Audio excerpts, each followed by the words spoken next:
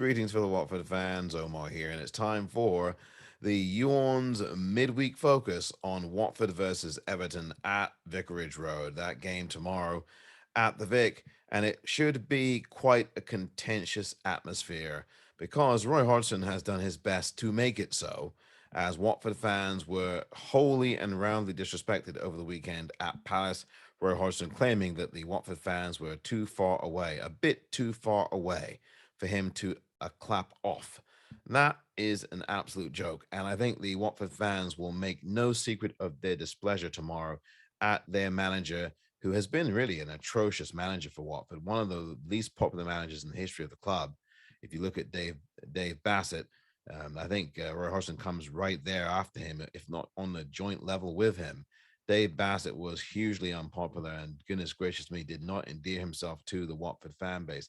And Roy Hodgson has gone the same way. Roy Hodgson has absolutely done everything to show maximum disrespect to the Watford fan base and supporter base, and really does not care less. And he now has three more games, would you believe? Three more as manager. As toxic a manager as Roy Hodgson is, you would have thought by now that Gina would have jettisoned him. But as I predicted a few weeks ago, amid some fans saying that they wanted him to go immediately, I said that Gino was not going to even come close to getting rid of Roy Hodgson. He's going to let him manage out these three games. And boy, oh boy, it's going to be a long three games. And I think the same will be said about the game against Everton, who are now looking like a team renewed after a recent string of results that have seen them beat Chelsea, Manchester United, and Leicester, all in the top 10 of the Premier League.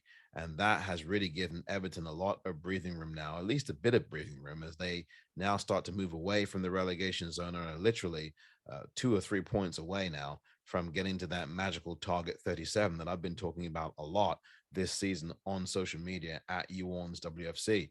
Everton look like they are in the ascendancy and they're going to escape relegation. And it's really going to be between Burnley and Leeds, two teams that Watford have already lost to this season at home. Will Everton be the third team that Watford lose to at home in this group of relegation battlers that Watford needed to beat in order to beat the drop? Well, we know that Watford won't have to worry about that now because they are in the championship for next season, and they have lots of injuries now as the season unwinds and comes down to an end.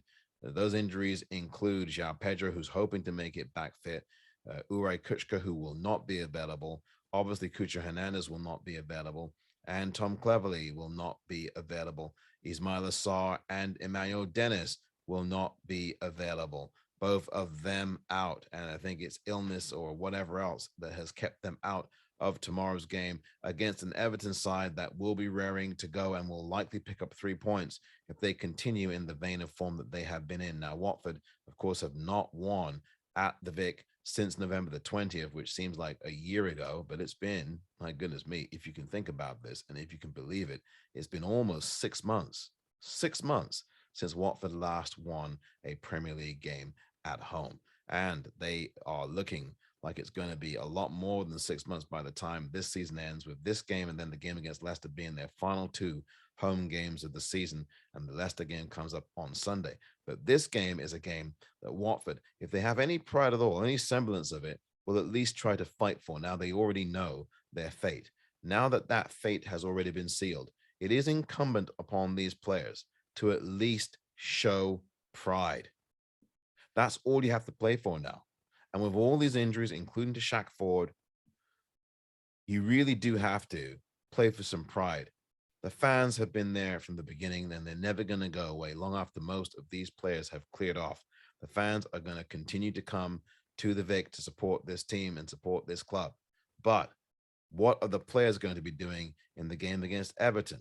Will they revert to the negativity of Roy Hodgson's play throughout the time that he's been here? Will they decide to break the mold and go for it the way they had in the first half against Burnley?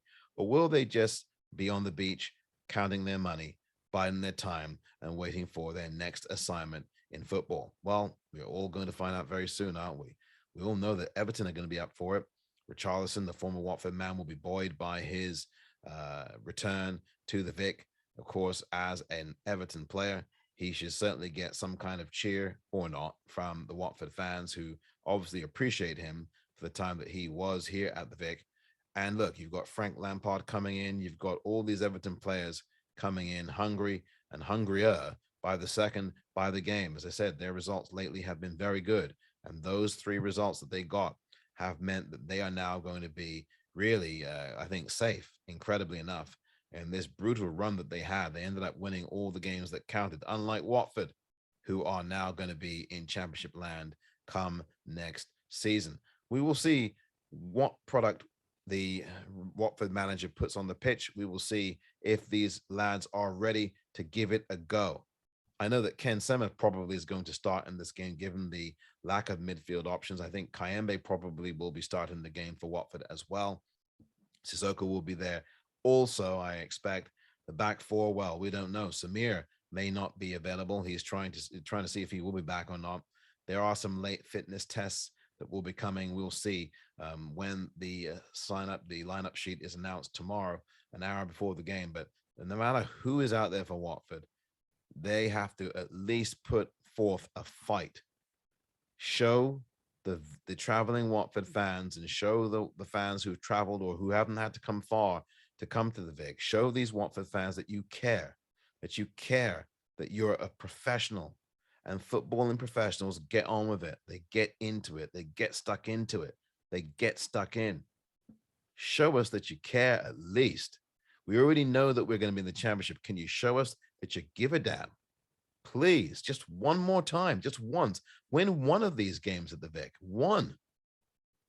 It's really an ignominious run. Ignominious to go this many games without a win. In fact, all of these games have lost. All of these games since the game against Manchester United, who, by the way, have turned out to be an abysmal outfit this season. I mean, Brighton polished them off 4-0. They should have had 6 goals at least in that game.